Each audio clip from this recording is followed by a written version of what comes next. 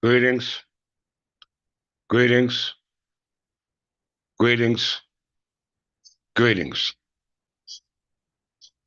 It is I, King Clifford Jefferson, as Senator Godfrey the Fifth Count of Anjou, the son of folk, the ruler of Jerusalem. I'm the reincarnation of King Edgar the Peaceful, better known as the Vicar of Christ or Melchizedek, i.e. the King of Righteousness. It is January the 9th, 2025, which is equivalent to the birth year 2975. I greet you in the name of my Queen, Sister Galveston from the House of Galveston. I greet you in the name of Archbishop Belmont from the House of Belmont. I greet you in the name of Council Searcy from the House of Searcy. I greet you in the name of all the officers on staff, all members, all those who are trying to get understanding of what it is that we are here and called to do at the Third Typical English Church of England, which is the reformation of the English Benedictine reform that was done under the auspices of our King, our Jesus Christ, King Edgar the Peaceful. Today's lesson is called The History of the Ancient Kings of England. Once again, a history of the ancient kings of England. Once again, a history of the ancient kings of England. All right? From the present unto the past, a time we call time immemorial, a time out of mind, a time where the physical uh, entity or the physical being cannot go. The only way he can travel back into that time is through engrams, through autobiological memory. Okay? It's through your engrams, through the process of autobiological memory. Okay? And this is what we call daydreaming. Okay? Dreaming or thinking or focusing or being mentally guided back to the time of your ancestors, which you were not there as a result of you manifesting as a part of what we call the evolutionary process for all things on the planet. Okay, but you are, it's perfect from the source from which you came. All right, and that's the DNA. Okay, you the ancestral genetic tie to your ancestors. Okay, we are English, Anglo, Saxon, Berbers. Once again, English, Anglo, Saxon, Berbers. We're actually Berbers, but we took on an English nature as a result of influences from other people who are identifying with the same term English. So we have to make sure we distinguish ourselves from those who call themselves English or identify with English, but not based upon a genetic tie or ethnological tie to the culture, the history, the people from England as derived from the English customary law, i.e., the English common law.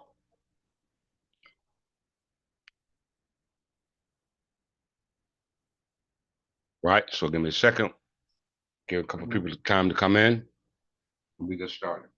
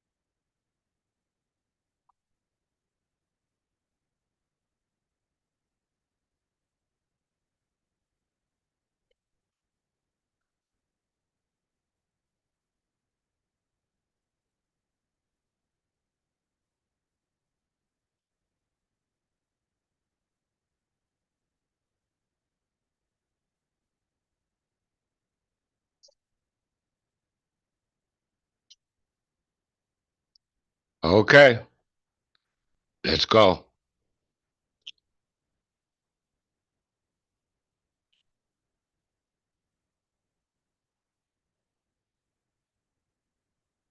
We always want to get our narrative. Okay, we want to get our narrative because we want to trace ourselves back to what we call a time where we physically cannot go in lieu of honoring our past kings and our past queens.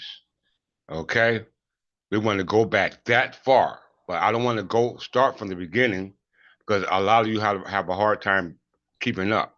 So let's start from this present and go backwards. Okay, and go backwards.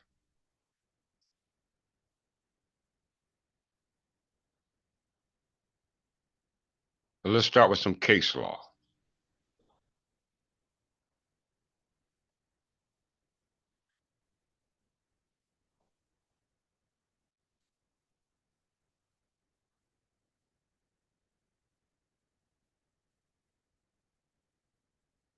Chisholm versus Georgia.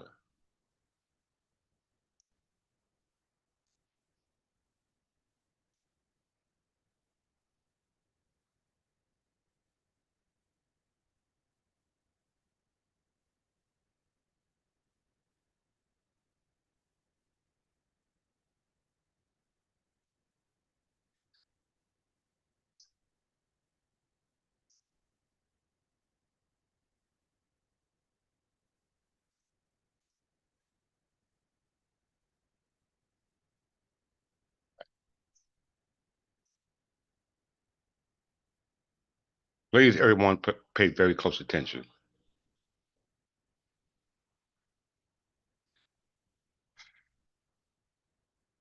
Now, let us consider the case of a debt due from a state. This in case would be the state of New Jersey, because Chisholm versus Georgia affects the state of New Jersey by virtue of the fact that it never did anything to counter what the Supreme Court decision ruling in Chisholm versus Georgia on the grounds that if a state can be sued for trespass. Okay, this is what this case involves. Now let us consider the case of a debt due for a state. None can, I apprehend, be directly claimed but in the following instances. First, in a case of contract,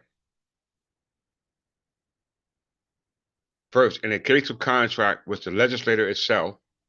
Second, in a case of contract with the executive or any other person in consequence of any express authority from the legislator. And third, in the case of a contract with the executive without any special authority. In the first and second cases, the contract is evidently made on a public faith alone. Every man must know that no suit can lie against a legislative body.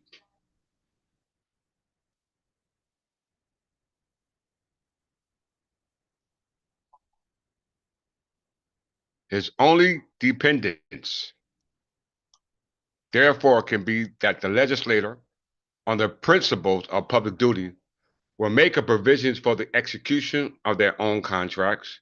And if that fails, whatever reproach the legislator may incur, the case is certainly without remedy in any courts of the state.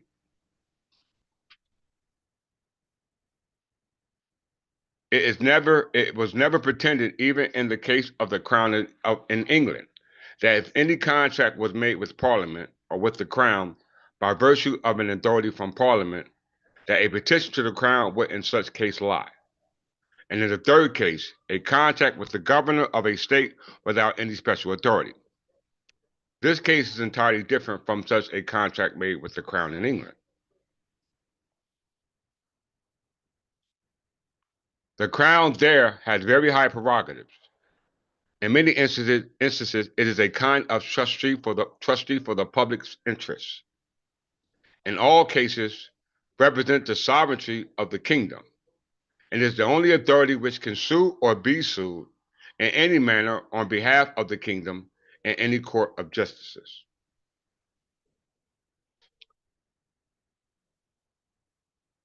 A governor of a state is a mere executive officer.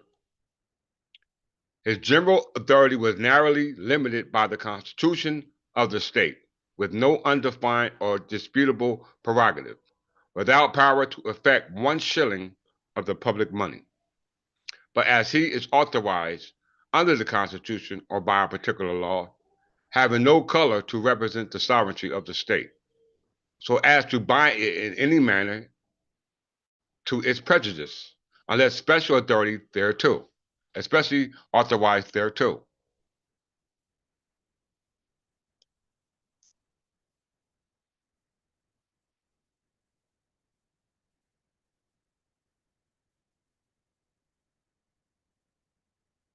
Where we at?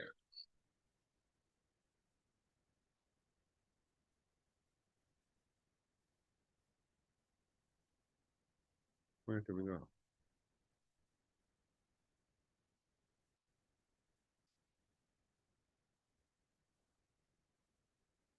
Place that quick.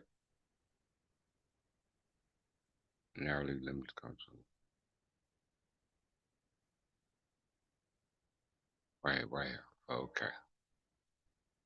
And therefore, all who contract with him, once again, I gotta repeat this again. Read this again. The crown has the crown there has very high prerogatives. In many instances, it is a kind of trustee for the public's interest. I use this in my case, everyone. In all cases, represent the sovereignty of the kingdom, and is the only authority which can sue or be sued in any manner on behalf of the kingdom in any court of justices. A governor of the state is a mere executive officer.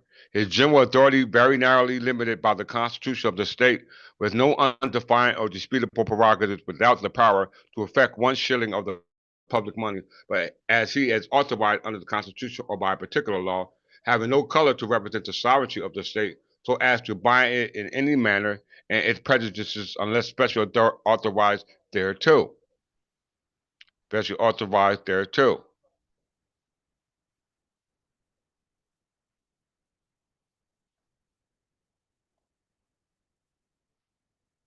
I need some glasses.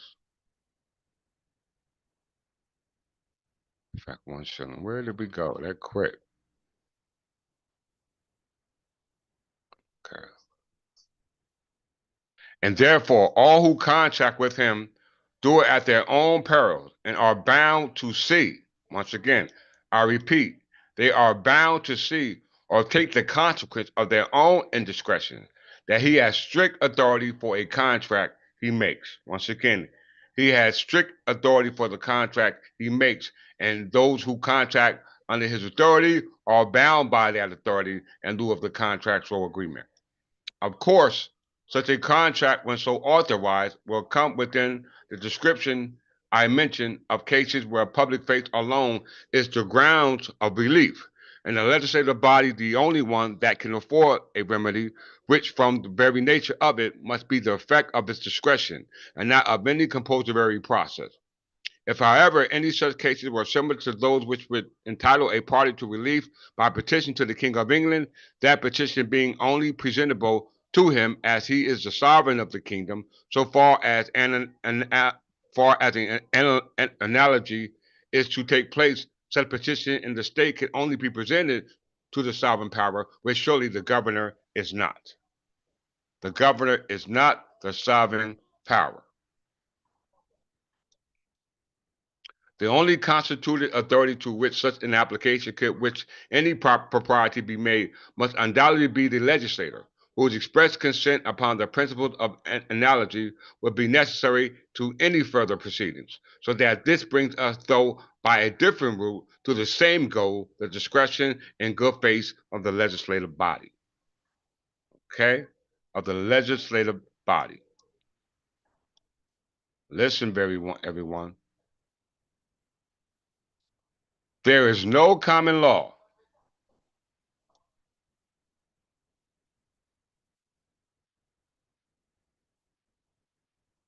there is no other part of the common law besides that which I have considered, which can by any person be pretended in any manner to apply to this case, but that which concerns corporations.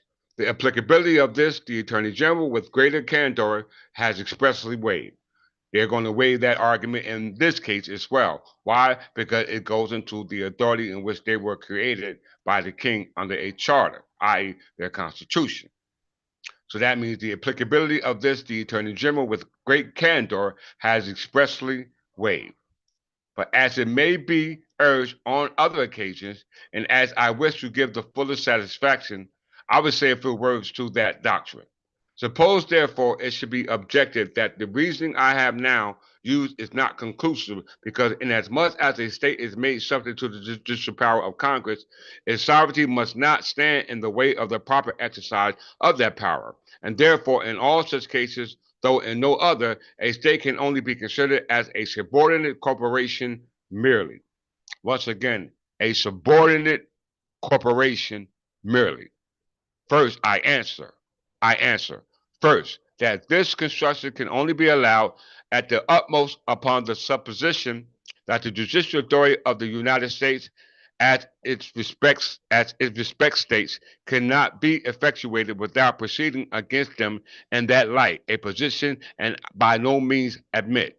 I by no means admit. Second, that according to the principles I have supported in this argument, admitting that states ought to be considered for that purpose, an act of the legislature is necessary to give effect to such construction, unless the old doctrines concerning corporations will naturally apply to this particular case. Third, that it is evident that the Act of Congress has not made any special provisions in this case, grounded on any such construction. So it is to my mind perfectly clear that we have no authority upon any supposed analogy between the two cases to apply the common doctrine concerning corporations to the important case now before this court. I take it for granted that when any part of any ancient law is to be applied to a new case, the circumstances of the new case must agree in all essential points with the circumstances of old cases to which the ancient law was formerly appropriated. Now, there are, in my opinion, the most essential differences between the old cases of corporations to which the law intimated has reference, and the great extraordinary cases of states separately possessing as to everything simply relating to themselves the fullest power of sovereignty, and yet in some other defined particulars subject to a superior power composed out of themselves for the common welfare of the whole. For the common welfare of the whole. The only law concerning corporations to which I conceive the least reference is to be had in the common law of England on that subject. I need not repeat that observation I made in respect to the operation of the law in this country. The word corporation, in its largest sense, has a more extensive meaning than people generally are aware of. Any body of politics, sole or aggregate, whether its power be restricted or transcended, is in its sense a corporation. The king, accordingly, in England is called a corporation. So also by a very respectable author, Shepherd, in his abridgment, volume 1, page 431, is the parliament itself. In this extensive sense, not only each state singly, but even the United States may be without impropriety be termed a corporation. I have therefore, in contradistinction to this large and indefinite term, used the term subordinate corporation, meaning to refer to such only as alone capable of the slightest application for the purpose of the objection, whose creation and whose powers are limited is by the law. Once again, is limited by the law.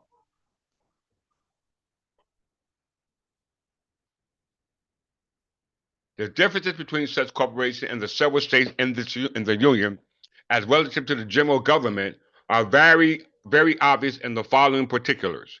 First, a corporation is a mere creature of the king or parliament, very rarely of the latter, most usually of the former only. I repeat, a corporation is a mere creature of the king or a parliament, very rarely of the latter, most usually of the former only. We're talking about a body of politics, everyone. A body of politics, okay? The king or parliament.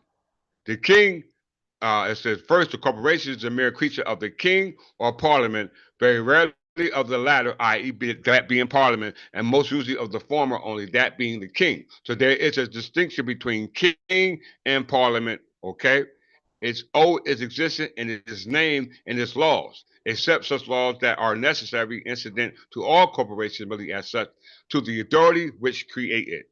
So we know that the king is the creator of the creatures called corporations. We must understand that.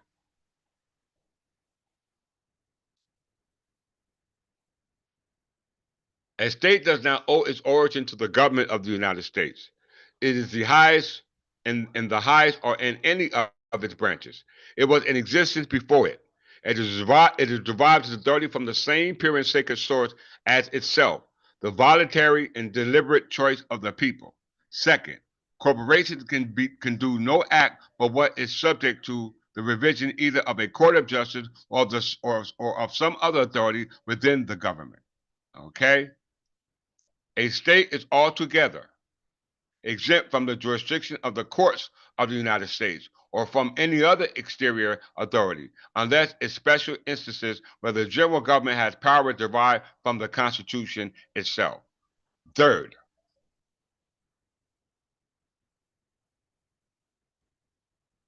a corporation is altogether dependent on the government to which it owes its existence. Its charter may be forfeited by abuse.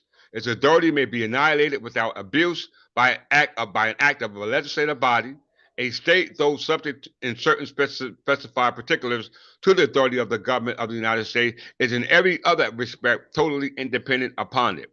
The people of the states created the people of the state created it. The people of the state can only change its constitution. Did you hear that? The people of the state created it, and the people can only change its constitution. Upon this power, there is no other limitations but that imposed by the Constitution of the United States, that it must be of a republic form. I omit miniature distinction. I omit miniature distinction.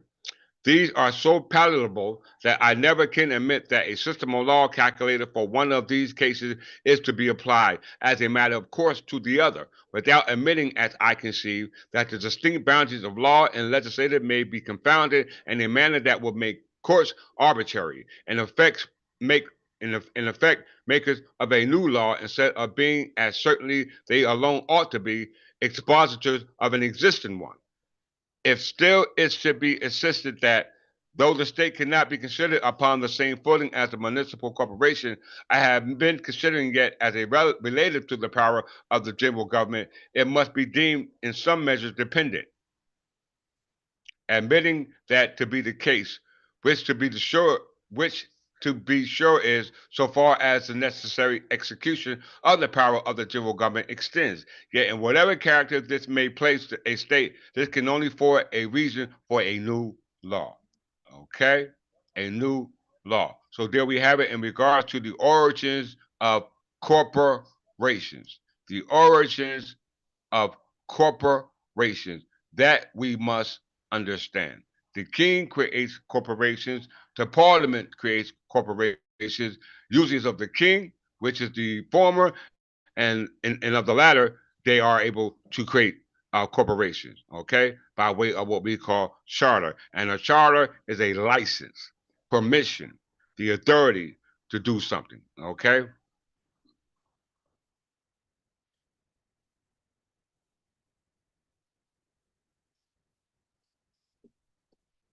Body politics.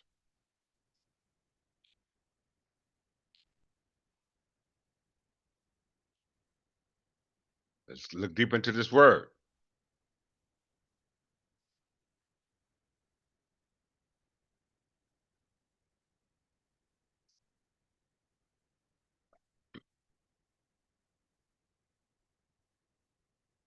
Don't this look like that uh, instrument that the Pope was knocking on Notre Dame's door?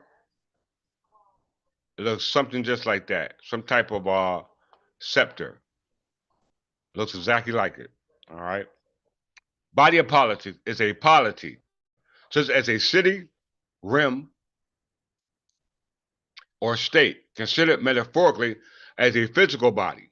Historically, the sovereign is typically portrayed as the body's head, and the analogy may also be extended to other anatomical parts, as its political readings of Aesop's fables of the belly and its members. The image originated in ancient Greek philosophy, beginning in the 6th century BC, and was later extended into Roman philosophy.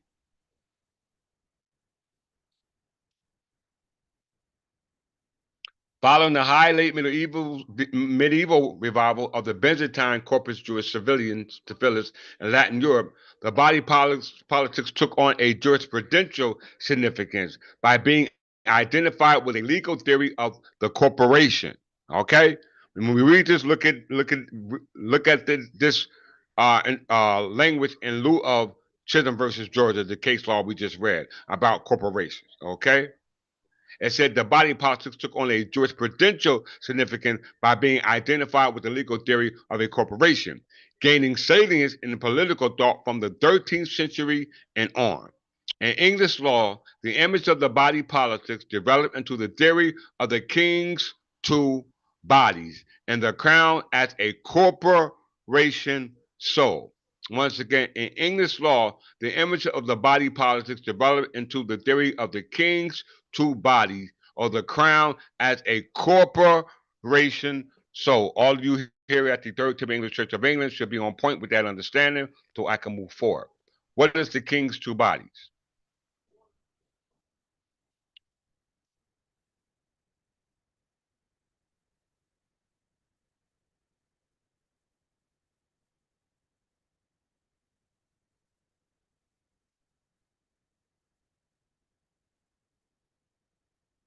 The King's Two Bodies is a historical book by Ernest Kantorowicz and concerns medieval political theology and distinctions separating the body natural, a monarch's corporate being, and the body of politics. Once again, body natural, the monarch's corporate being, the physical body, and the body politics, i.e., the crown, the corporation soul.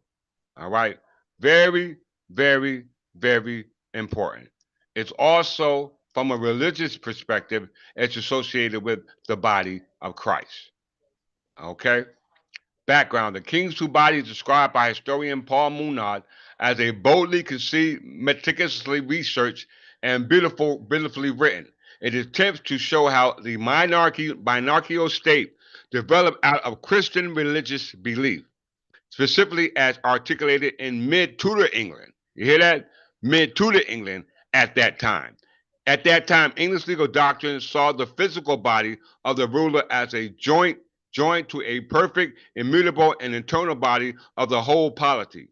Kantorowicz then argued that this is a culmination of a Catholic teaching about the body of Christ. So there you have the abstract, the Catholic teachings of the body of Christ, and then you have the concrete, i.e., concept of the body of Christ, known as the crown and the corporation soul. You must understand that. The crown and the corporation soul. The structure. The book is structured because they mentioned Tudor area, right? They mentioned that. The book is structured around an exploration of the numerous devices and technologies medieval theologians and lawyers developed to defeat death and extend bodily existence far beyond carnal boundaries. Kantorowicz magnum opus does not follow a linear or chronological structure. Some scholars have said it is a free-minded and unsystematic, as though a happy society of fairies and spiders had come together to weave a learned web. It begins with an introduction to the theme of the king's two bodies, as found in a report of Edmund Plodin, okay, as Elizabethan jurist, and then revisits the appearance of the same idea as developed by William Shakespeare and Richard II. The problem is the arising and inquiry of thus established for the reader what makes the jurisdictional fiction of symbolic body of the king possible. Okay? It makes it possible dealing with the resurrection of Christ and the death of Christ. Okay? That means the demise of one king to the transition of another king. Okay? We must understand that. All right? We must understand that. The king's two bodies. This was a play that was done in the time of the Tudor era, okay? In the time of the Tudor era. Why is this important?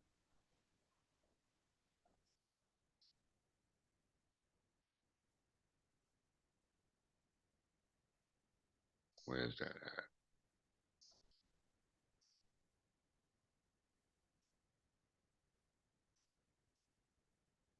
Right here.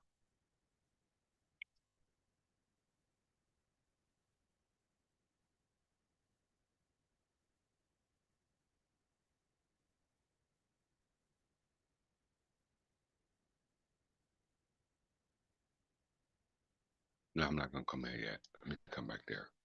All right, let's go here.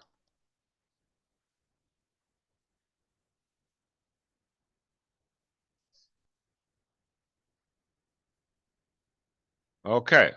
So let's see. We've seen the king's two bodies as spoken in by the Supreme Court in Chitton versus Georgia.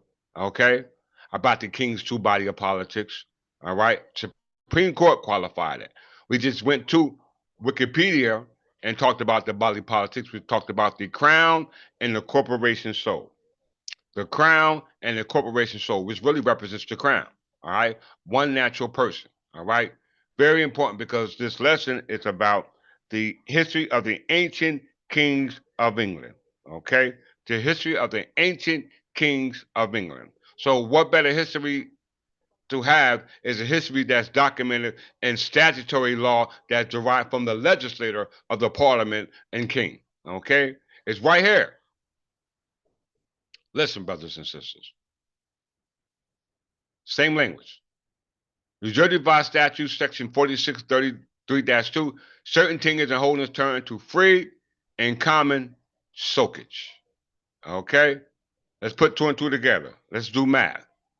The tingers and honors, manors, lands, parts of the tingers of honors, manors, lands, tenements, or hereditaments, or of an estate of inheritance at the common law, as Chitton versus Georgia said, held either of the King of England or any other person or body, politics, or corporate. You hear that? By the King of England or any person, body, or politics. This is the language of the king's two bodies. Okay? Of the king's two body at any time before July 4th, 1776. So before July 4th, the Declaration of Independence of the state of New Jersey or the colony of New Jersey or the colonies that were made up of the colonies that were subject to the crown was here under the authority of the king operating as corporation sole, known under the legal maxim or the legal language or the maxim or the term called the king's two bodies, right here in the statute. Okay, and it says that even before July 4th, 1776, and declared by Section 3 as an act entitled Tingers passed February 8th, 1795, is to be turned into holdings and to free and common soakage, discharged from their very creation, okay, to remain forever in free and common soakage. Free and common soakage. We all need to understand that free and common soakage belongs to the king, okay? This is the revenue for the body of politics that represents the king's government called the crown, operating on crown land, okay? Under the authority of the kings of England, going all the way back to the ancient kings of England who look like the kings behind me, okay? Very important. So there is the statutory language. Let's also look at New Jersey Revised Statute 46:3-1 to bring further clarity to our authority. Feudal tenures are abolished. Okay? Feudal tenures are abolished under the statutory law, under which is the common law of England. Okay? Now, this is going to affect all of you right now as a result of what this statute just said, because majority of you are subject to what the statute had abolished. Okay? All of you are subject, no matter where you at in the United States of any state, on this landmass called United States, you're subject to the parameters of this language in the statute. And I'm pretty sure you'll find it in any other statute of any state within the United States. And that makes you subject to the laws of the common law of England at the state of feudalism, which was introduced as a result of the invasion of England. Okay? It says here, 46:3-1, feudal tenures are abolished. The feudal tenures of estates and the incidents thereof are taken away, discharged, and abolished from and after March 12, 1664, by Section 2 of an act concerning tenures passed February 18th, 1795. So it shall continue to be taken away, discharged, and abolished, and no such estate or instance thereof shall at any time be created in a manner whatsoever. So not only are feudal tenures are abolished, those tenures now are turned into what they call free and common soakers that goes directly to the king. Okay? And the king represents the crown. March 12, 1664 was the date when Charles II gave the charter to Duke of York, which passed it on to George Carteret and John Berkeley, which was surrendered back to the crown in 1702. That's why it said in 46:3-2, which we just read, that all tenures and honors or manors and lands, tenements, or hereditaments, or of an estate of inheritance at the common law held either of the King of England or of any other person or body politic or corporate at any time before July 4th, 1776 are turned into what? Free and common soakers. Now we're talking about the King of England. They didn't say King Charles, the King of England, because this statute has to do with the charters that were given out by Charles II to all the other kings that came or preceded him. Okay? It didn't mention those kings. Those were Scottish kings. It said the King of England. So we must understand that the King of England from 1776, not those Scottish kings, are kings that go back to the ancient kings of England, which we must remember in order to be able to trace our steps backwards. Okay? So it's right here in the statute. No one can exclude what the language of the statute says, which is derived from the legislation intent of the parliament, because definitely this is legislation created by parliament concerning the state of New Jersey, which is in fact a corporation by way of the charter granted by the crown. Okay? We must understand that. How we know it? Let's go to New Jersey's website.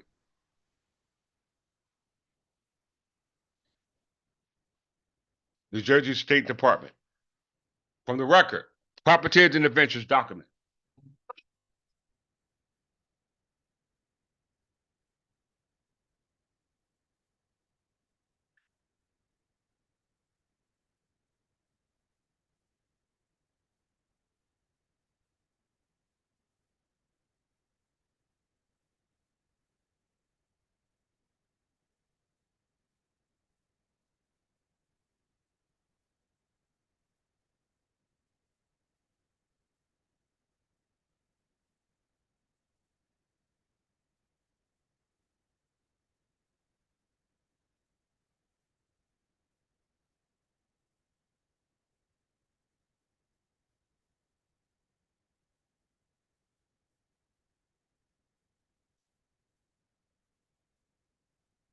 All right.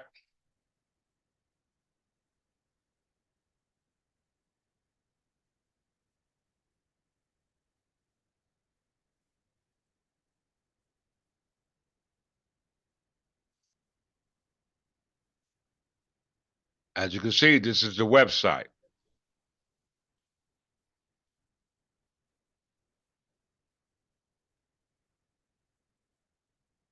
Record books of Robert Clay, proprietary governor of East Jersey in 1684. This volume is the most significant item included in the Christie's acquisition, containing transcriptions of land grants, legal cases, correspondence with officials, including William's pen, a record of the proceedings of East Jersey law proprietors during 1682 to 1684. The volume originally also held the 5 maps purchased separately at the auction. 3 documents are shown as follows. King Charles II patent of 12th of March 1664 granted a vast expanse of the eastern seaboard to his brother James, Duke of York, The Duke subsequently granted authority for the land to the governors of New Jersey to Lord Berkeley and Sir George Carteret. New Jersey's first colonial governor, Philip Carteret, asserted ownership of Staten Island based on the language of the 1664 grant of Berkeley and Carteret. New York governor disagreed, and the question was not fully resolved until 1834. These are all the documented proof that you can see right here. Okay? March 12, 1664, and all the charters that they gave based upon the Field of Tingers under the statute are abolished now. From anything from 1774, July 4th, when July 4th, when they declared independence, going all the way back, were abolished under the statutory language of New Jersey Revised Statute. We just read them, okay? And common soakage is now to be turned to who? The King of England. So what is soakage?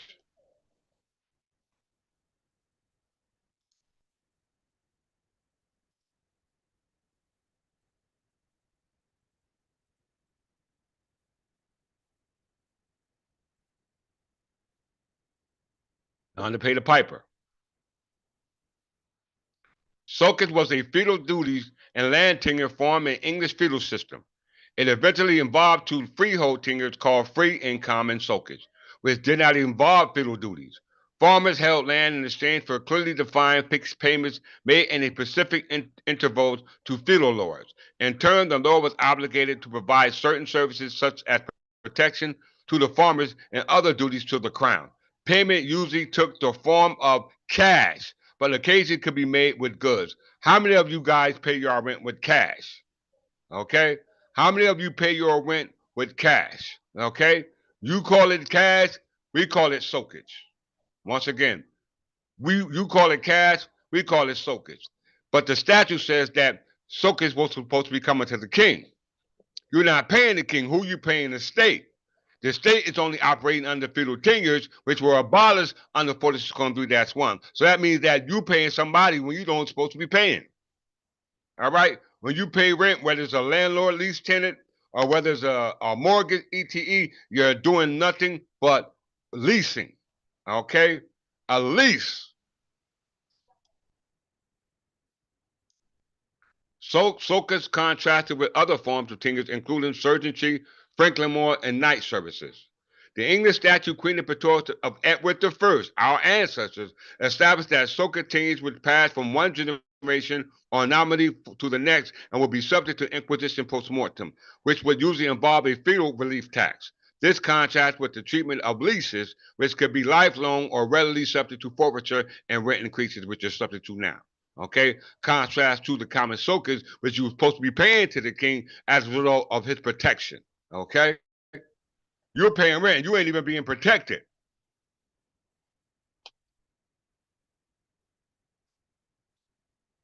As feudalism declined, the prevalence of soakage tenures increased until it became a normal form of tenure in the Kingdom of England. In 1660, the statutes of tenures ended the practice of estates, requiring owners to provide military or religious services, and most freehold tenures and others were converted into what? Free and common soakage. Statutes of tenure were passed by Charles II in 1660. Okay, we just read the New Jersey Revised Statute in 1664 and said all tenures were abolished and common soakage was supposed to be paid to the king. And Charles II passed an act in 1660 that confirmed that it was supposed to be paid in free and common soakage, which you now call rent. Rent paid in cash. Okay, so there's no different than what was going on today than what was going on in the time of our ancestors. The only thing different is that you're paying rent when they were supposed to be paying rent, i.e., free and common soakage. All right.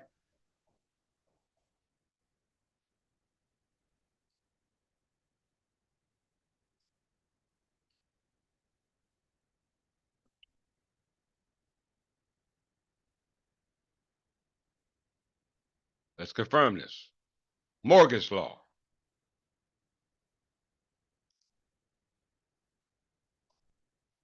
There's no way to escape this but through this process that I'm teaching you.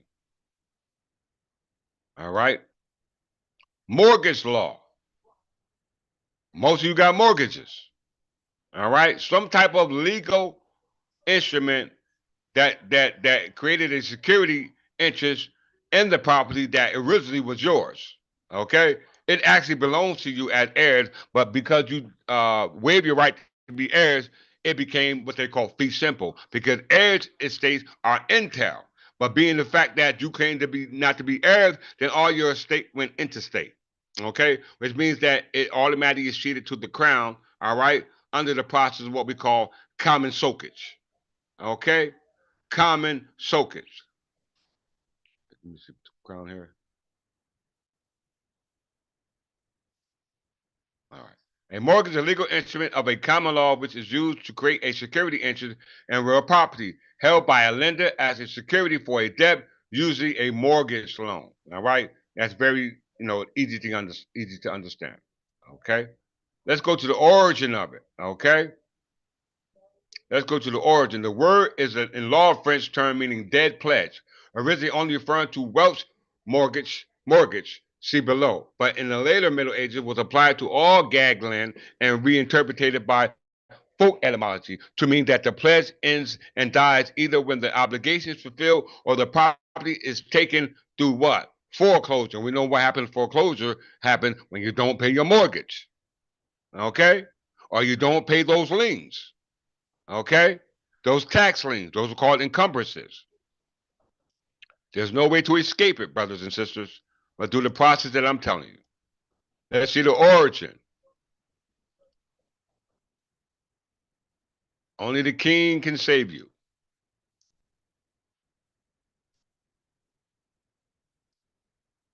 History of mortgage law. In Anglo-Saxon England, when interest loans were illegal, the main method of securing realty was by wasset. A wasset was a loan masked as a sale of land under what they call the right of reversion. The borrower, i.e., the reverser, the one who actually got the loan from the loan, what they call the loan officer, okay, conveyed by charter a fee simple estate in consideration of the loan to the lender, i.e., they call the lender. The lender is the one who gave you the loan, and you become the borrower because you received the loan. But yet you're in a position as a reverser, i.e., having the right of reversion of the estate. But because you took a loan out, which created a security interest, which is a loan you can't pay back because mortgage means what? A dead pledge. You can never pay it back. Okay? In Anglo-Saxon England, when interest loans were illegal, the main method of securing realty was by wasset. A wasset was a loan masked as a sale of land under the right of reversion. The borrower reverser, i.e., the one who borrowed the money, conveyed by a charter a fee simple estate. That means that the estate was already in your possession. Okay? But you transfer or convey that possession of fee simple estate as a result of you not knowing real estate law, all right, in consideration, okay, for a loan that came out of thin air, okay, to a lender called the wassetter, who on redemption would reconvey the estate to the reversioner by a second charter. This is pretty much what's going on in the state of New Jersey as well as the United States, of all those states. They're just transferring or conveying through what we call subfeudation.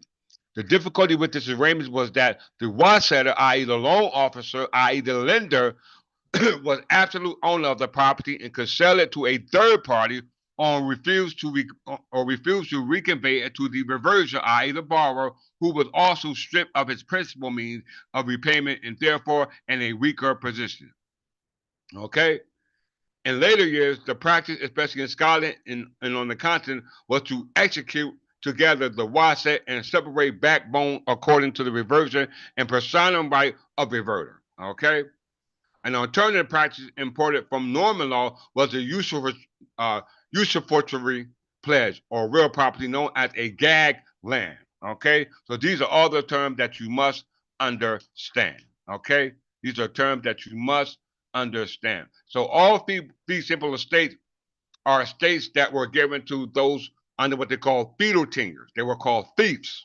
Okay, and under common soakage, based upon those fiefs given to what they call tenants in chief or capitite, which denotes to common soakage, was paid in what they call cash payments.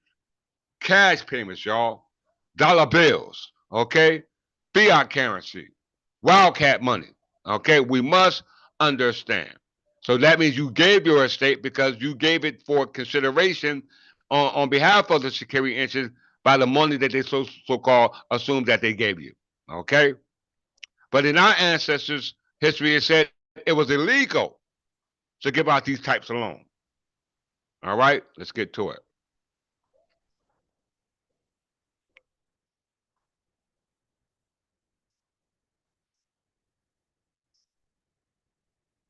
Where I want to go.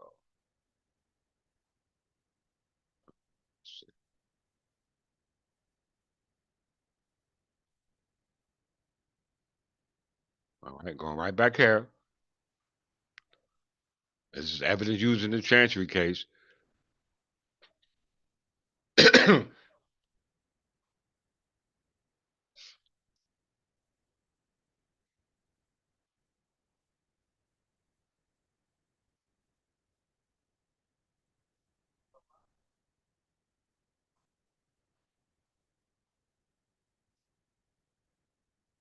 Decline and collapse of feudal system, as noted above. First, this is New Jersey Land Title Institute, which was incorporated in the state of New Jersey. Everyone's familiar with this document, but it might be somebody new here today that have not viewed it. So let's go through it briefly. Under the New Jersey Land Title Institute, which is a corporation that was created to ensure defects in titles in lands, okay? I.e. a deed, because deed is nothing more than an instrument showing acquired possession of property by way of a grantor and a grantee, okay? So we must understand that the kings of England, which is the topic in which this lesson is focused on, were the kings who ruled the kingdom of England under the authority of what they called the crown, which apparently was here in New Jersey in 1702. Okay, the physical government under what they call an tenement court. New Jersey, it states here, historical background of feudalism. Because New Jersey, specifically they mentioned New Jersey, was formerly a colony of New Jersey, of the Crown of England. Once again, because New Jersey was formerly a colony of the Crown of England, the history and development of our entire legal system, including our land ownership, has its roots in England. But for our purpose, i.e., the state of New Jersey, the development of land ownership began with the successful invasion of England by William the Conqueror in 1066 under the leadership of William the Conqueror, known as King William the First. Scrolling down, the end of feudalism.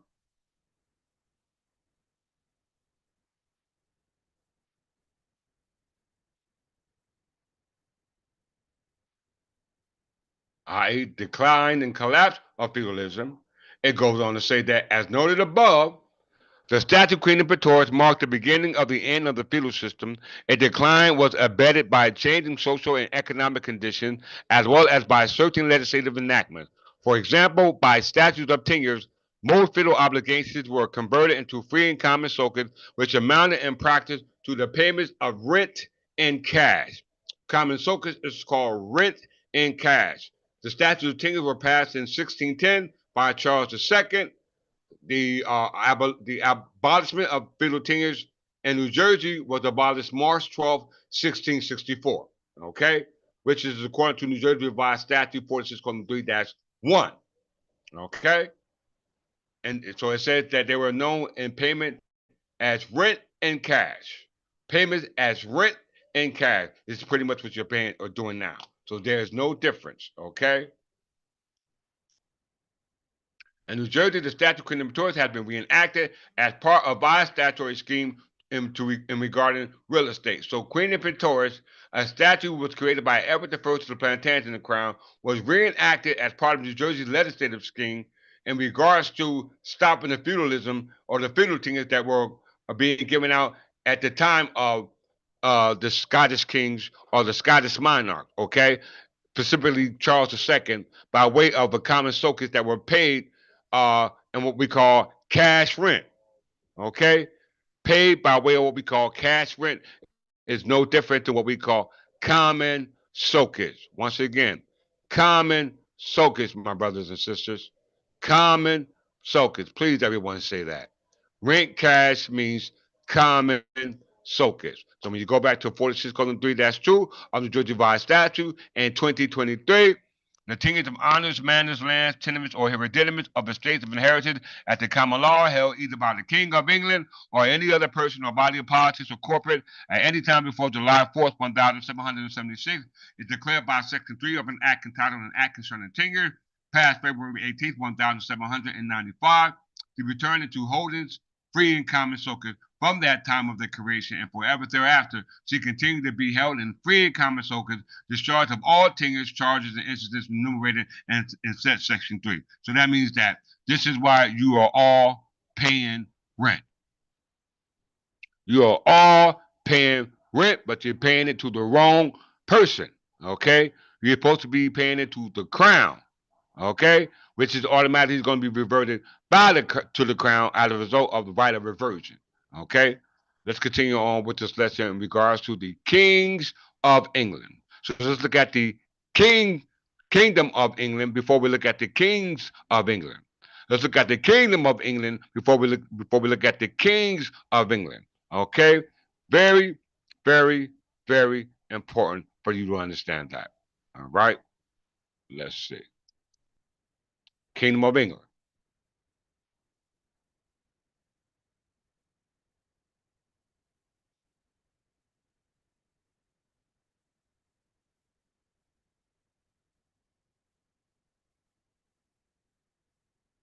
From the Kingdom of England was a sovereign on the islands of Great Britain from the early 10th century when it was unified from various Anglo-Saxon kingdoms.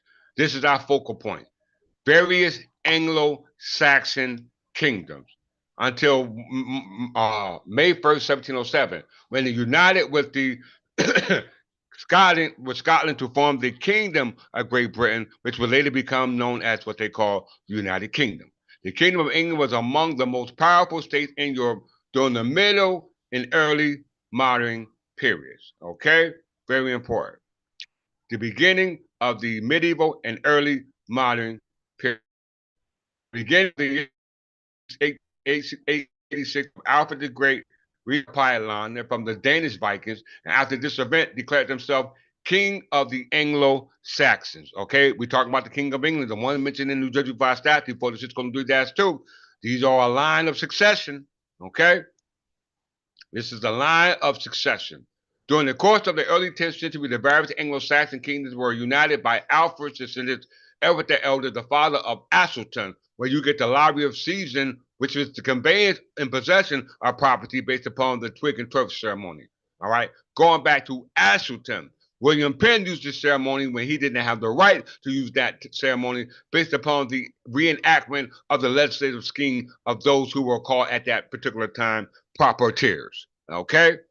So Edward the Elder son Asselton to form the kingdom of the English. Okay? Edward the Elder reigned from 899 to 924, and Asselton reigned from 924 to 939 to form the kingdom of the English. Asselton conquered the last remaining Viking kingdoms, York making him the first Anglo-Saxon ruler of the whole of England. In 1016, the kingdom became a part of the North Sea Empire of Knut the Great, a personal union between England, known with Denmark and Norway. All right, this is the getting back into the history of the Danish invasions. Okay, very important to understand that. The Norman conquest in 1066 led to the transfer of the English capital city and chief royal residence from the Anglo-Saxon, one at Winchester, to Westminster, and the city of London quickly established itself as England's largest principal commercial center. Okay? Largest commercial center. We know all this, all right? But let's continue on. The history of the Kingdom of England and the Norman Conquest of 1066 conventionally distinguish periods named after successive ruling dynasties. Okay? Successive ruling dynasties. Norman, Angevin, Plantagenet, Tudor, Stuart, and then we came into what they called the Interregnum.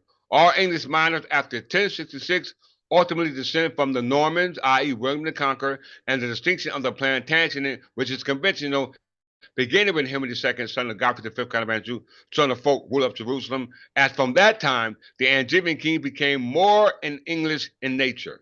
Once again, they became more in English in nature. The House of Lancaster and York are both Plantagenet cadet branches, which Henry VII took over as a result of what we call right of conquest. Okay?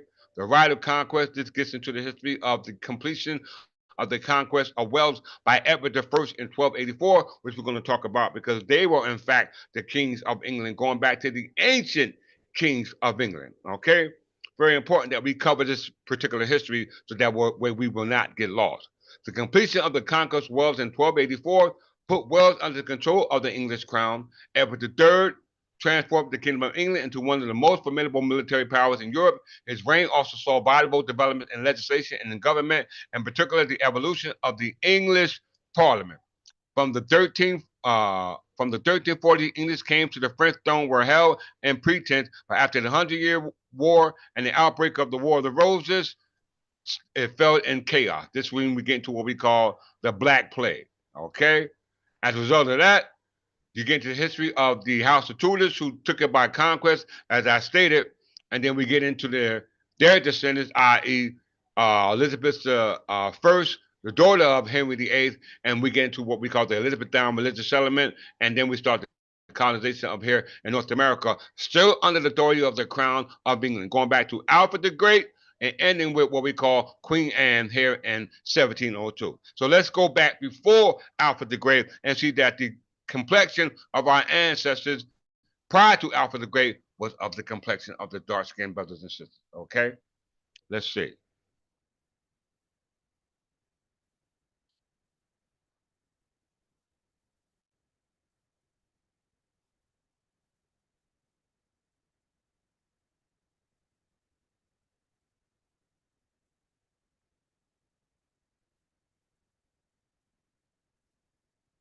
Let's start here. Histories of the kings. Histories of the kings.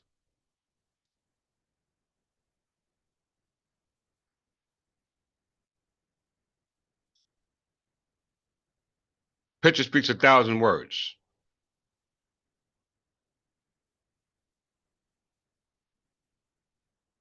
How many of those in other groups and societies and nations can show you manuscripts like this? Okay? Manuscripts like this. Okay? Very, very, very, very important for you to understand this. Okay? The history of the kings, or Brut Yet Brinhind, is a Welsh translation of Godfrey Monmouth's Historia Regum Britannia, which is the history of the kings of Britain. Okay? The manuscript was a copy in the late 15th century. It's probably the only illustrated Welsh language medieval narrative. It is part of the Pennorth manuscript collection in the National Library of Wales. Did you hear that, brothers? The National Library of Wales. Looking at some of these depictions of our ancestors, the histories of the kings.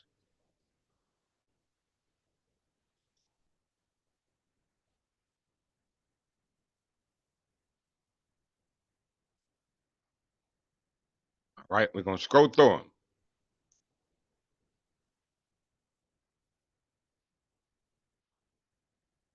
I like to go right here. Let's go back here. All right.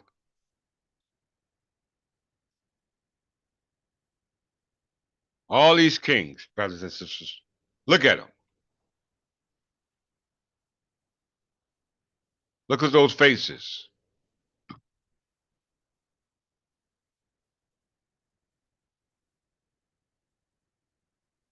Matter of fact, let's do the slideshow.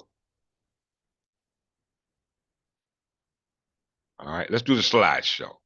Boom.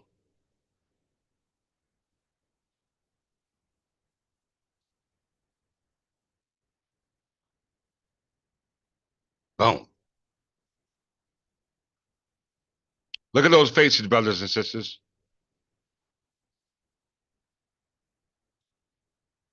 Boom. Come on. Come on. Boom.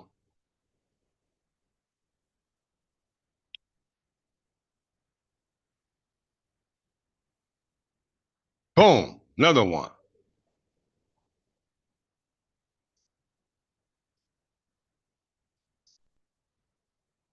Boom.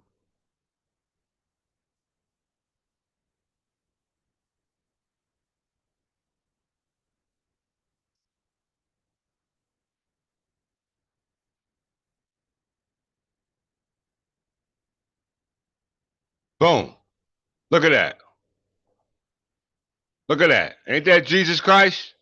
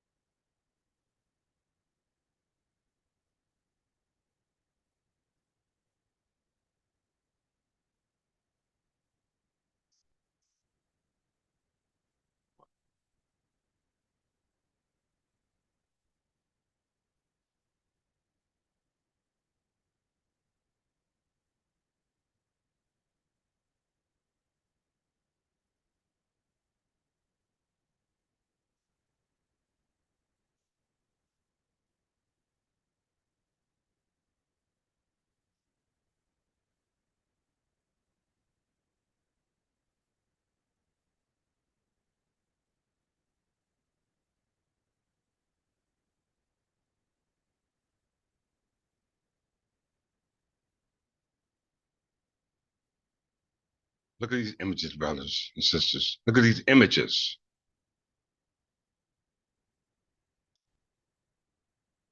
Look at these images. Wow.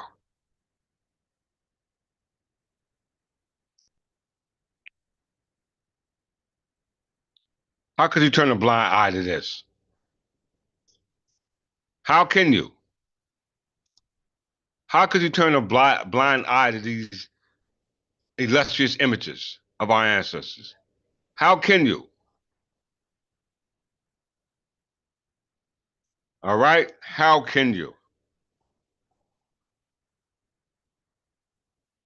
All right? That's very, very important to understand the kings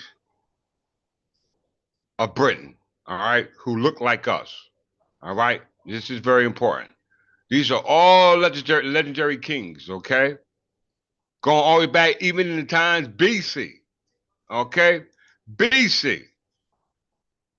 Let's find another article on the list of legendary kings of Britain.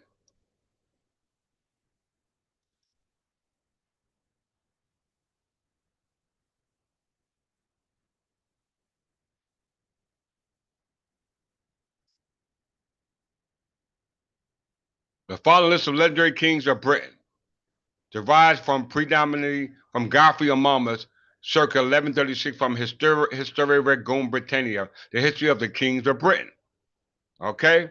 Now, this guy's supposed to be a legendary figure, but yet, being a legendary figure, his revelations on the legendary figures were those of darker complexion.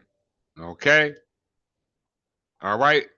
This is the record right here. We're looking at it. Brutus of Troy. All right. Brutus of Troy, Lucas of Britain. Look at all these stories concerning the ancient Britons of darker complexion. Very, very, very important to understand this. All this history laying dormant. Okay, look at all these names. Brutus. All right, going all the way back 1112 BC, 12th century BC.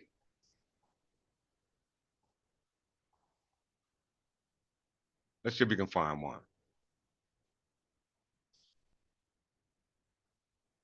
Madon. Let's see if we get the image. No image. Let's try Abaracus. All right. Let's try Abaracus. Oh, look what we have here.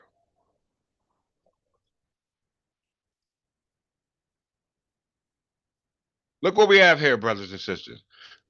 Melanated. Abaracus was a legendary king of Britons.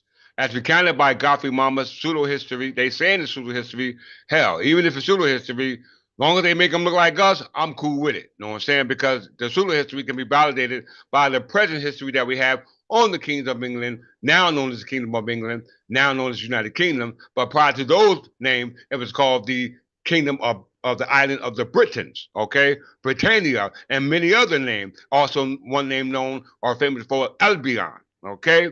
We must understand how important it is our history is, okay? Look at that face. Look at that face. All right?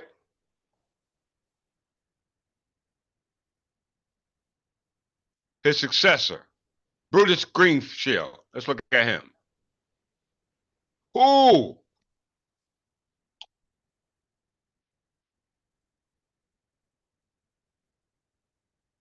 Brutus Greenshield. Y'all see this? Brutus Greenshield was a legendary king of Britain as accounted by Godfrey Monmouth, who was the son of King Abracus and came into power in 1001 BC. All right. Berber counter. These were Berbers. According to Godfrey Brutus, called Greenshield, was the eldest of 20 sons and the only remaining son of Abaracus in Britain at the time of his death. All Abaracus' other sons were in Germany, establishing new kingdoms there. His reign for 12 years after his father's death and was succeeded by his son Lear. This is all that Godfrey says of him. Okay, my last name is Godfrey, i.e. Jefferson.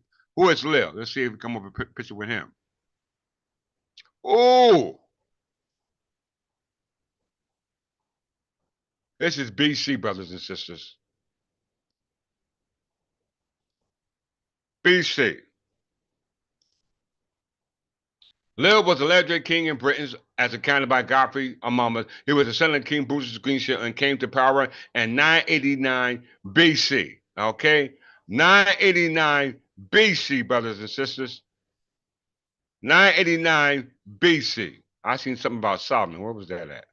Godfrey served a little reign at the time when Solomon built the Temple of Jerusalem. Did y'all hear that?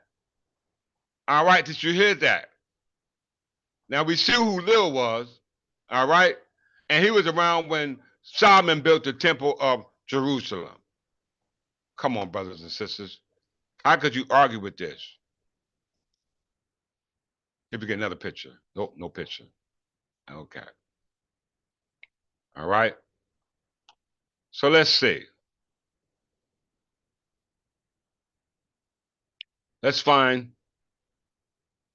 let's go to History of Regum Britannia by Godfrey Monmouth. Since he's making all these uh, uh, statements about brothers of our ancestors of darker complexion, okay? So it's very important to go into the history in regards to the kings of Britain, okay, of darker complexion. All right. We can go to what's his name book for this. All right. Our darker forefathers. All right. Origin of the Anglo-Saxons. All right. European wrote this book about the darker complexion of those kings of Britain. Okay, which we'll talk about in a minute. Historia Regum Britannia, the history of the kings of Britain, is a fictitious, it ain't fictitious now, historical account of the British history written around 1136 by Godfrey Monmouth. We know it ain't fictitious because we got a statue in 2024, 2025 in regards to these kings of England, going all the way back to these kings prior to be called kings of England, we called kings of Britain and kings of Britons. Okay? We must understand that, all right?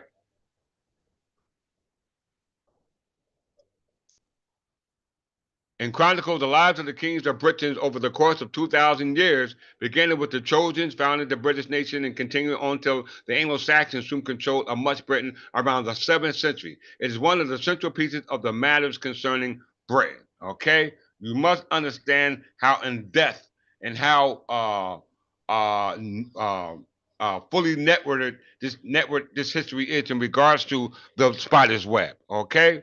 We are interconnected. Okay? Interconnected.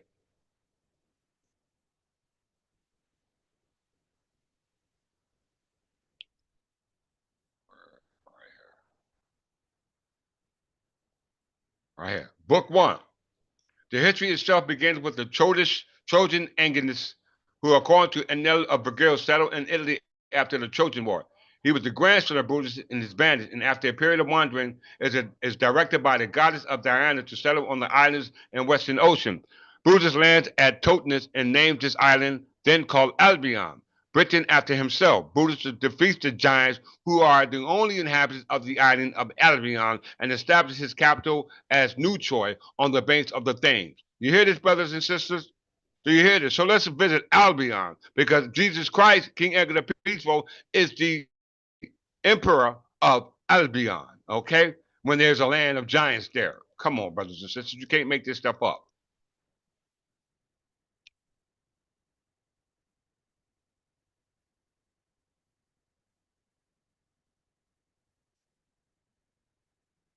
The giants of Albion. A legend exists in various forms that giants were either the original inhabitants and the founders of the land named Albion. Okay? John Milton told his story in the history of Britain.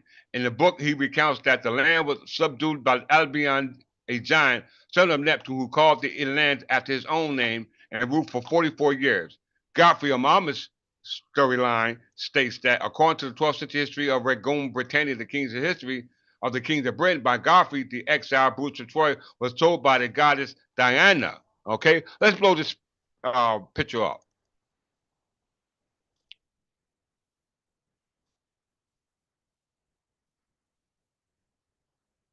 Look at this giant over here, brothers and sisters. Isn't he melanated? Look at this giant melanated. Look at this boat with all these melanated beings on it. Okay? Come on, y'all.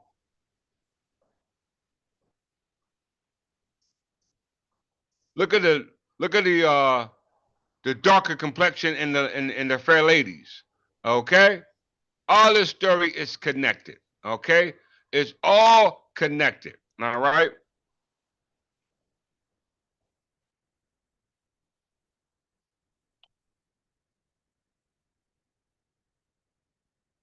All this is connected to Albion.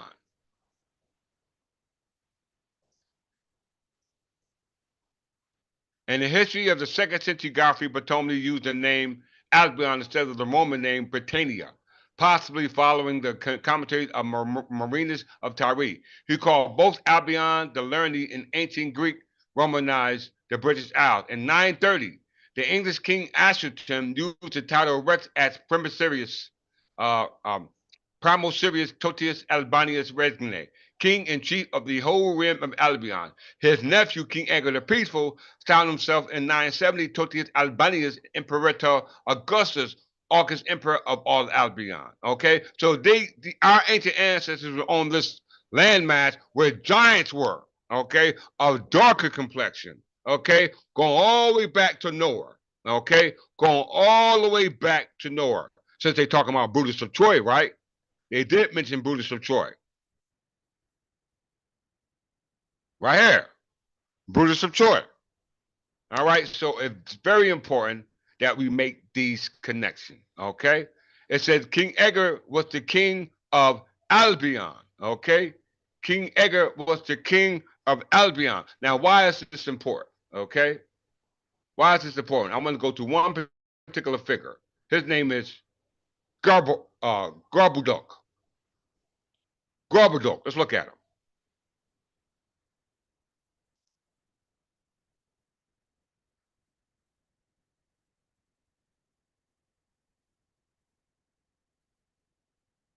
Check it out, y'all.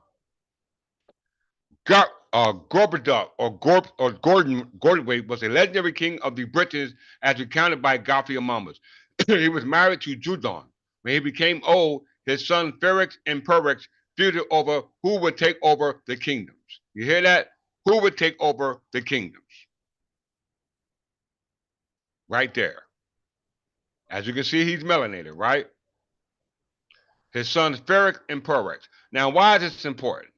All right, these are all kings of Albion. We know kings of Great Britain. We know Britain was also called Albion, where King Edgar the Peaceful was called Emperor Augustus, Emperor of Albion. Okay, and Atherton was called Chief of all Albion.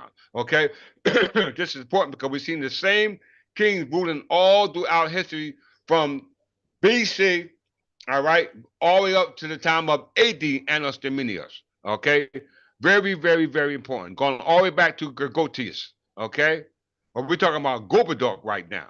All right, and there was a play that was administered at the time of the House of Tudors, which we'll go to right now. So they're well aware of our history, brothers and sisters. Gorboduc, a play. Tragedy of Gorboduc, also titled Ferrex and Porrex, Gorboduc's sons, over who would inherit the kingdom.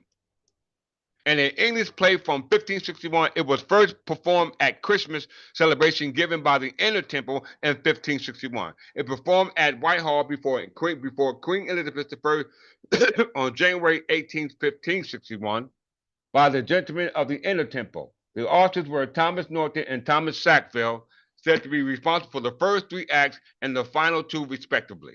Okay? So we see this act of who? Gorboduc. All right? The act of Gorboduc. The play is notable for several reasons as the first verse drama in English to employ blank verses for its political subject matter, the realm of Gorboduc, who is disputed by his sons Ferox and Gorboduc. And once again, Gorboduc is Asiatic.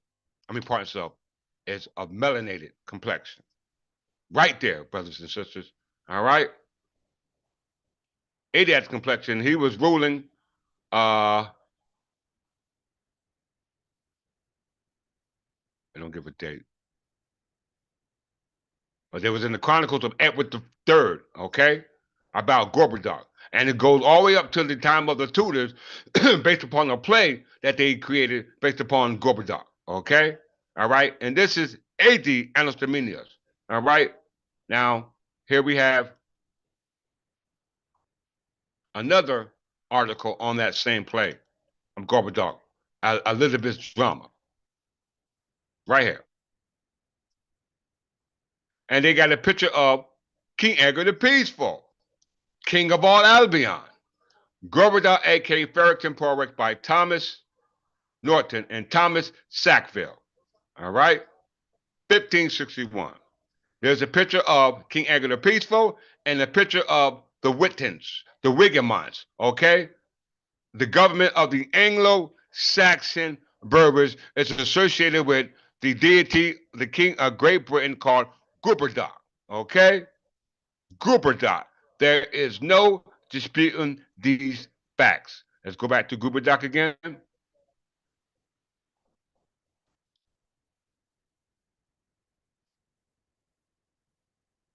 Melanated, brothers and sisters. Melanated. All right? Melanated.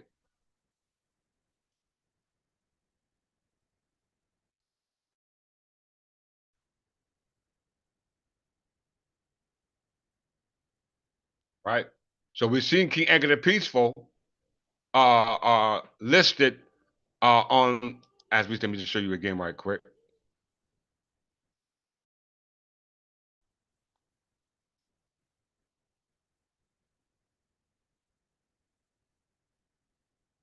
All right. We already know the complexion of Gorboduc, right? King of Great Britain, all right? And we know King Edgar the Peaceful was king of all Albion, all right? Also known as Britain, all right? That's him presenting the charter, okay? That's him presenting the Westminster Charter, okay? in regards to the English Byzantine reform, which we now have done to the reformation of the English Church of England, now called the Third Temple English Church of England. Okay? So it's very important because this king right here is me, reincarnated. Okay? King Edgar the Peaceful.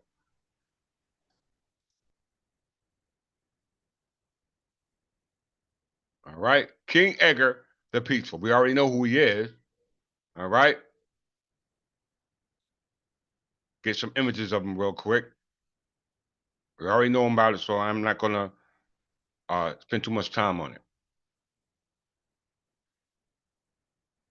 Here's another image of him. That's me, okay? Reincarnated. Standing on the checkerboard, exchequer, okay? And then you also have a picture in the image of him presenting the charter. He got his own coins. All right? Bust crown money, Levant and East Anglia. Got his own coins. And there's the image of him presenting the charter. Winchester's New Minister Charter. Was the only illuminated charter and the only manuscript written entirely in gold to survive from Anglo-Saxon England. Edgar is flanked by the Virgin Mary and St. Peter, and he is offered the charter to Christ, who sits enthroned above, surrounding four-winged angels. Come on, don't play with your king here. All right? Don't play with your king here. Same person. Same person. All right? Same person. Very, very important that we understand this. All right? And understand how important our ancestry is, right? Because when we go back in time, we got other figures that we have not considered yet. Let's get another one.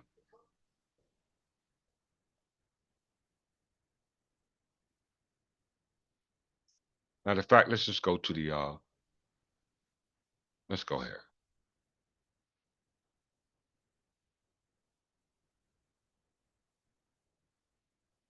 And close. Matter of fact, let me bring you here right quick.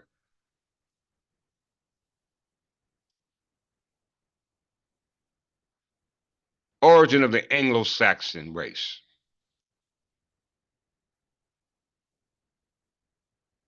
Right?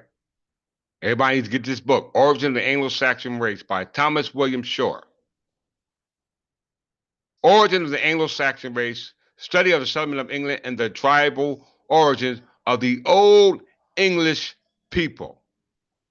You hear that? Of the Old English people. I'm not going to even read the book. I'm just going to go to the actual um, uh, table of contents. All right. Introduction: the Saxons and their tribes, the Angles and their allies, the Jutes, Goths, and Northmen, Frisians, their tribes and allies, Rugian winds, and the tribal Slavic settlers. Covers everything. All right. But then you come to chapter 7. It says our darker forefathers. Okay. Let's click that real quick.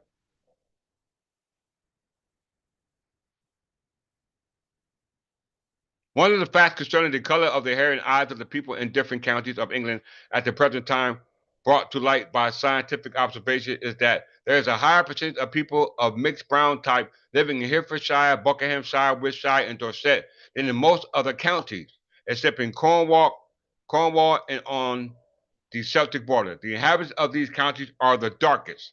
This is usually explained on the supposition that the process of the Saxon settlement at British population was allowed to remain in these parts of England, which is in the course of the century became mixed with the inhabitants of the Anglo-Saxon descent.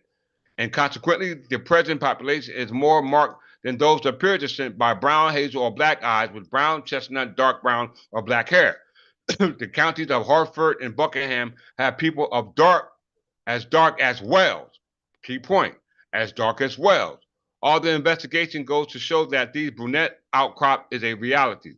Van Dole found that the area in which there is a larger percentage of brown people in England extends from the River Lee to Warwickshire, Avon. And in dealing with the circumstances of the settlement, these ethnological facts must receive consideration, just like in Ray Ahmad Hassan. Based upon ethnological, genealogical testing, they said their testing was based upon the dark-skinned Anglo-Saxon. Okay?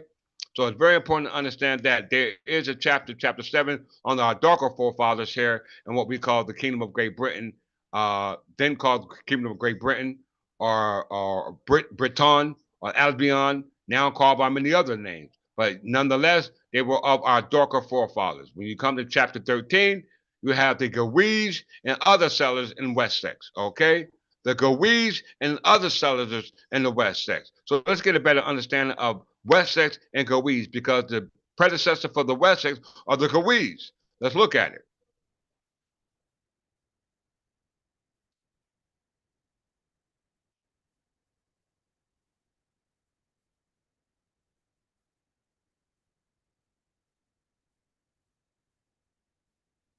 Wessex. The Kingdom of Wessex, also known as the Kingdom of Wessex, was the Anglo-Saxon kingdom in South Great Britain from around 519 until Alfred the Great declared himself King of England in 886. You hear that? From 519, okay? The first king of Wessex was Silswith. No, Cedric. The first king of England was King Cedric. Cedric. Everyone heard Cedric the Entertainer, right? The comedian, all right? But this ain't funny, all right? The first king of Wessex was Cedric, all right, and Cynric of Gawese. The Anglo-Saxons believe that Wessex was founded by Cedric and Cynric of Gawese, though this is considered by some to be a legend. The two main sources for the history of Wessex are the West Saxon genealogical Rignall list of the Anglo-Saxon Chronicle, okay? The latter of which drew on the adept of early versions of the list, okay? So they said it started and was founded by Cedric. Let me show y'all a picture of Cedric.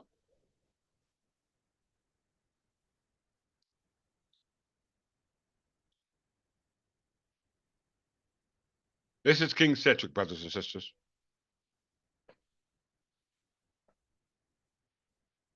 That's King Cedric.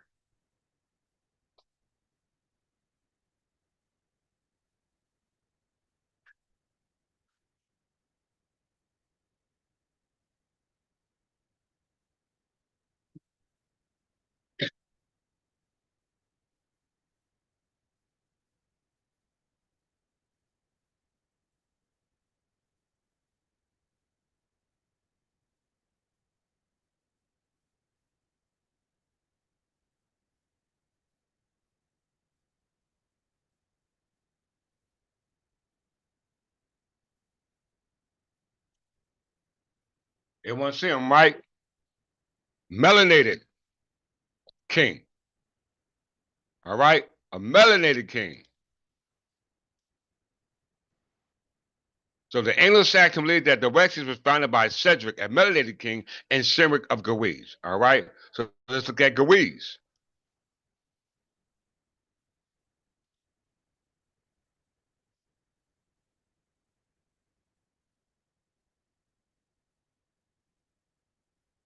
Gawese was a tribe of the ruling clan of the Anglo-Saxons. Their first location mentioned in early medieval sources was the Upper Thames region around Dorchester of Thames. However, some scholars suggest that the Gawese had origin among the ancient Britons. Did you hear that? Did y'all hear that? Of the ancient Britons as Caractacus, Osirian, and Wiltshire. According to the Saxon folklore, the Gawese were the founders of the kingdoms of Wessex, and their government was called Folkland or Bookland. Okay?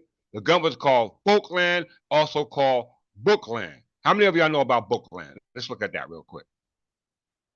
How many of you know about this?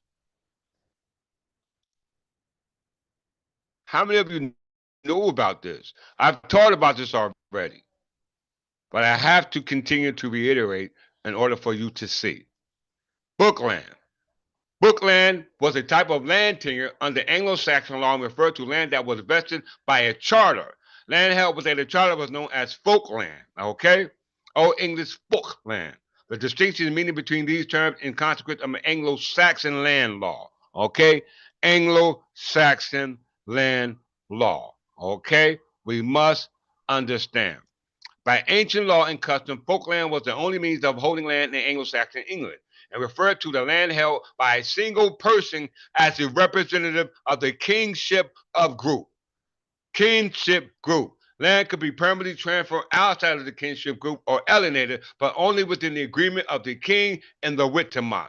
Failing that, the land could be transferred only within the kingship group, for example, through what they call inheritance. Now, let's go back to the 1911 Encyclopedia Britannica just to establish that they were, in fact, Berbers.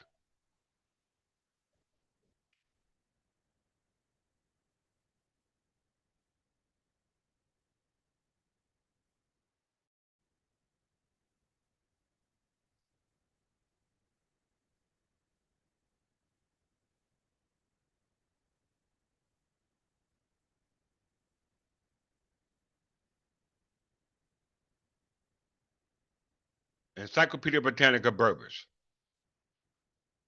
Going right to the punchline.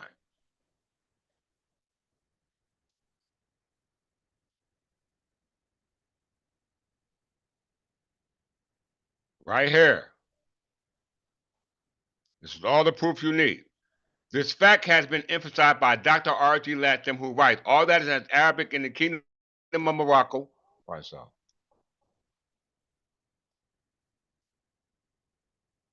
All that is not Arabic in the Kingdom of Morocco. All that is not Arabic in French province of Algeria.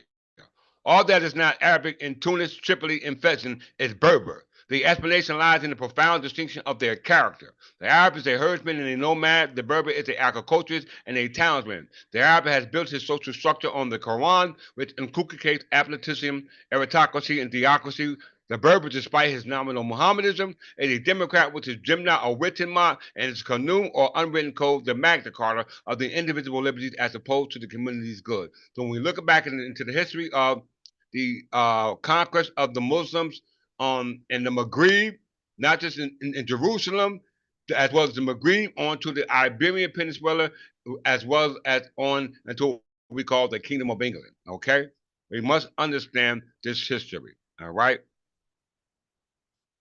So we see that the origin of our ancestors, according to Bookland, was called the government of Britanmont, which apparently must have been what? Anglo-Saxon Berbers. I didn't say that. The 1911 Encyclopedia Britannica says that. And it only makes sense because of what? Their color of their skin. All right? By ancient law and custom, folkland was the only by means of holding land in Anglo-Saxon England and referred to land held in a single person corporation soul as the representative of the kinship group. Land could be permanently transferred outside of the kinship group or alienated, but only with the agreement of the king and with the monarch. Failing that, land can only be transferred only with the kinship group, for example, through what they call inheritance. Okay? Through inheritance. Let's go back.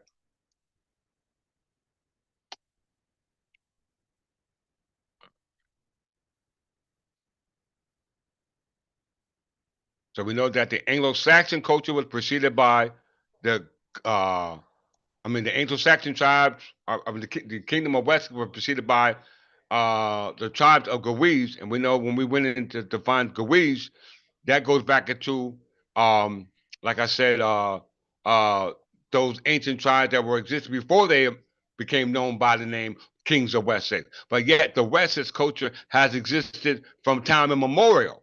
Okay, the Wessex culture. Let's look at it in closing. The Wessex culture is a predominantly prehistoric culture of Central South Britain during the early Bronze Age, originally defined by British archaeologist Stuart Pickett in 1938. Okay? It says we go back to the Bronze Age. What's the Bronze Age? That's 25,000 years, 25,000 BC. Okay? 25,000 BC. This is how far we go back as the Wessex culture. How we know that? Let's come here. MS Roll in closing.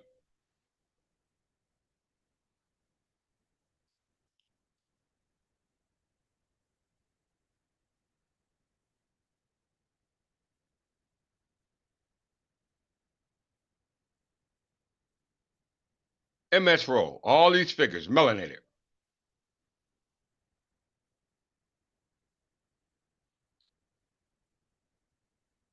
Likely produced in London in the third quarter of the 15th century, the genealogical chronicles of the kings of England to Edward IV, known in Penn University.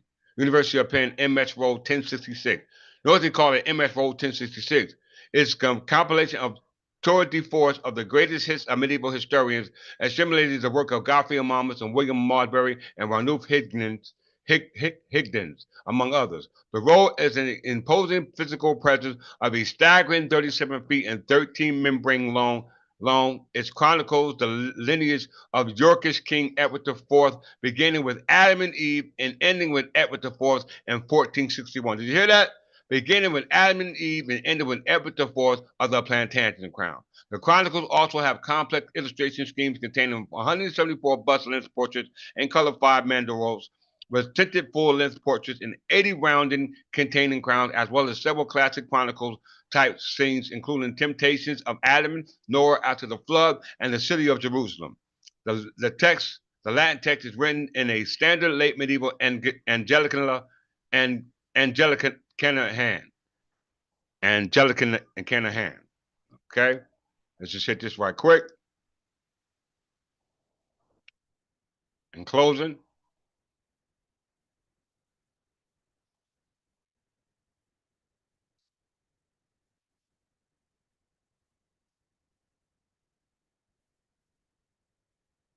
if you go to Penn, University of Penn, and look up MS Roll 1066, and go down to text,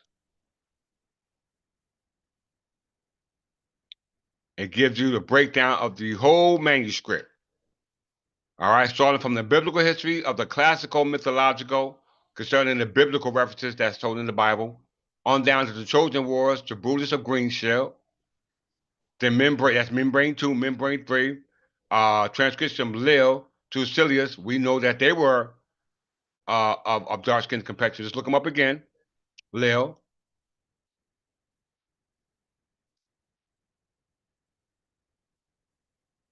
All right, this is Lil, as well as Brutus of Greenshell. All right, Brutus Greenshell. Let's look up Brutus Greenshell. He's melanated. All right, he's melanated. All right, all these are on this MS roll 1066. Okay, they're all on this MS roll 1066. So I'm not just making this up. You see it right here. From Brutus to Trojan War to Brutus Greenshell, melanated. From Lil to Sililius, melanated. All right. Then you get King Marcus to Argelon, Norse mythology. Then you got Hill and Julius Caesar invasion of Britain. Electus and Constantius, forward again to early English heptarchy. The earliest heptarchy. This means the kingdoms, all right, that became unified on Alfred the Great.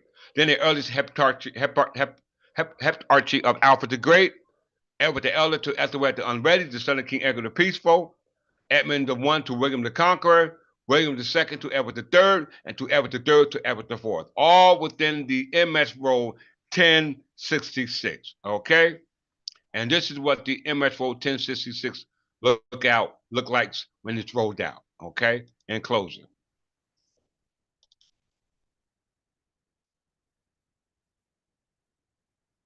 This is what it looks like.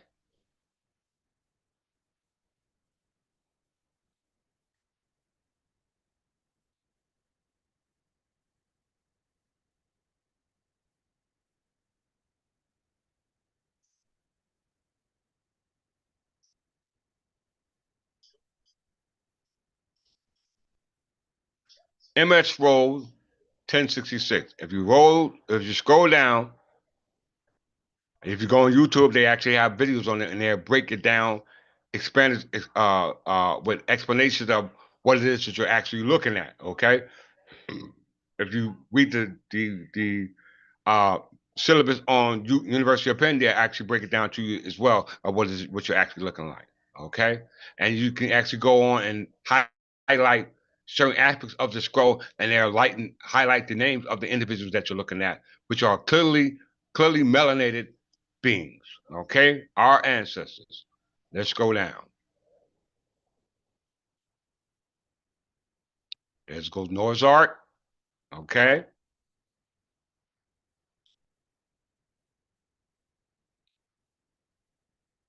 right?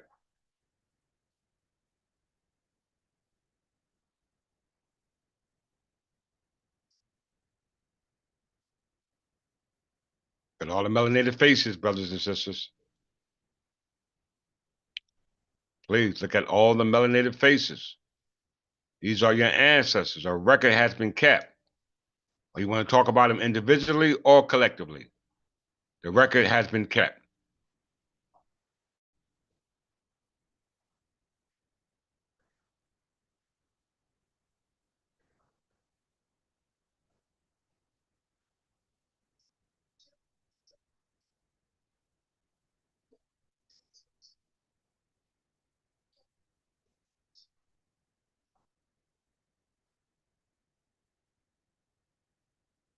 How could you ignore this?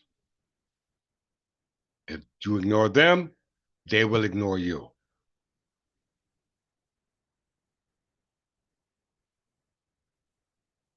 Going back BC,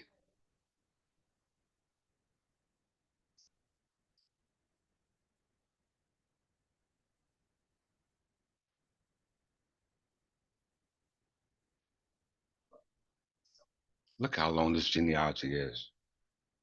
This genealogical record of the Anglo-Saxon Berbers,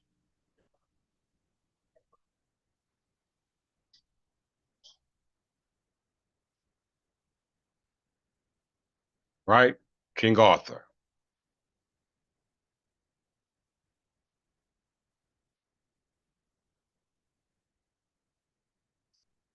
Look at it, brothers and sisters. Y'all can't tell me y'all not loving this illustrious history, seeing yourselves.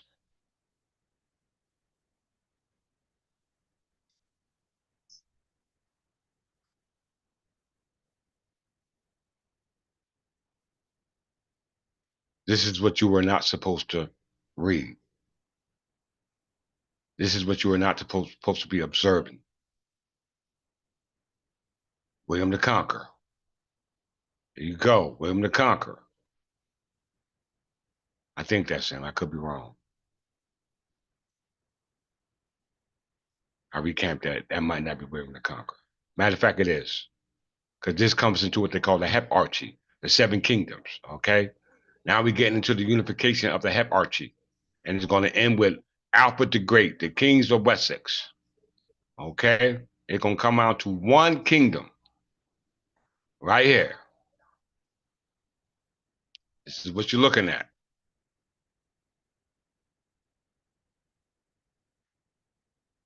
Right. Going to come down to one kingdom. Watch it shrink, brothers and sisters. See how the lines are shrinking? There you go. Boom.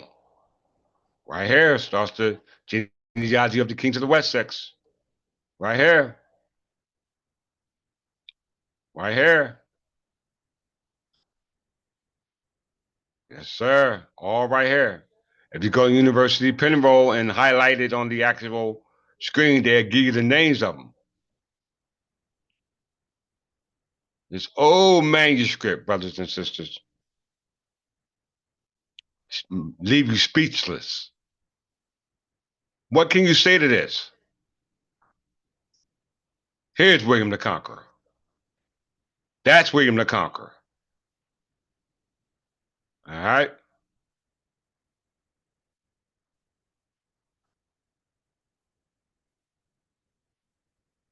Hold that thought, everybody.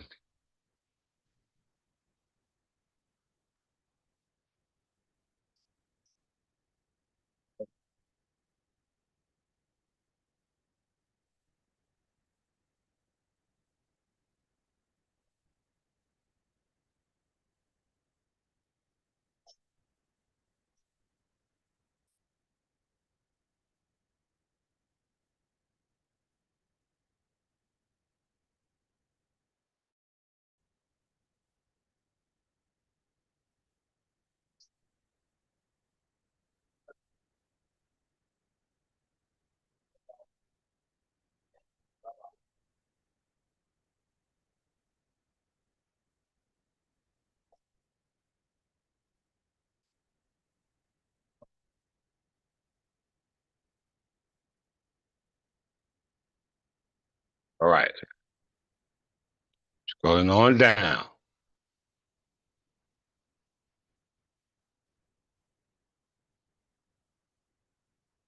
Scrolling on down.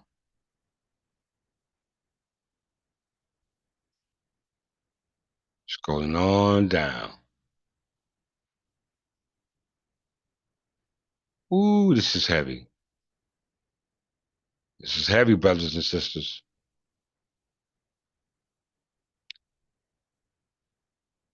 This is heavy.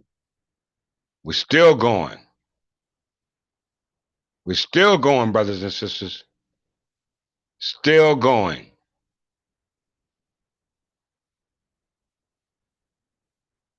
Still going.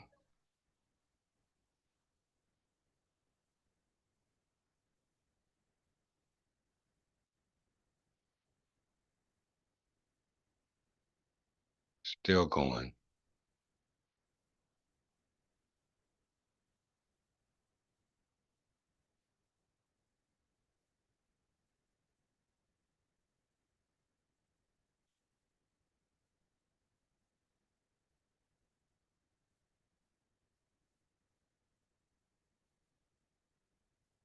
That's the nativity scene.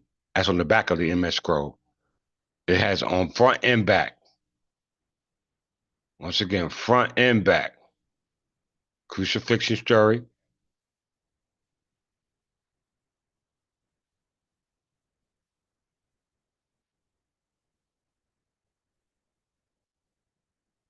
Front and back of the MS roll.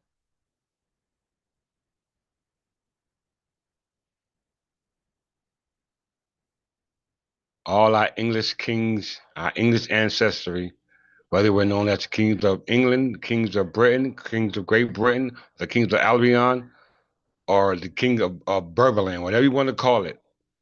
All right, we can be traced. As I always say, he who writes your book sets your timeline.